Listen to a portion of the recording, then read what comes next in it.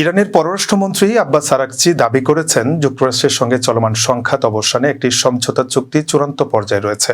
ইরানের রাষ্ট্রীয় টেলিভিশনকে দেওয়া সাক্ষাৎকারে তিনি বলেন, সম্ভাব্য চুক্তির অংশ হিসেবে পুনরায় খুলে দেওয়া হতে পারে বিশ্বের অন্যতম গুরুত্বপূর্ণ জ্বালানি রুট হরমুজ প্রণালী। একই সঙ্গে প্রত্যাহার করা হতে পারে ইরানের উপর আরোপিত মার্কিন নিষেধাজ্ঞাও। মার্কিন কর্মকর্তারা আলোচনায় অগ্রগতির বিষয়টি স্বীকার করলেও জানিয়েছেন, চুক্তির শর্ত পূরণ সাপেক্ষেই অর্থনৈতিক সুবিধা পাবে তেহরান। এদিকে মার্কিন প্রেসিডেন্ট ডোনাল্ড ট্রাম্প বলেছেন, আলোচনায় ইতিবাচক অগ্রগতির কারণে ইরানের বিরুদ্ধে পরিকল্পিত সামরিক হামলা স্থগিত করা হয়েছে।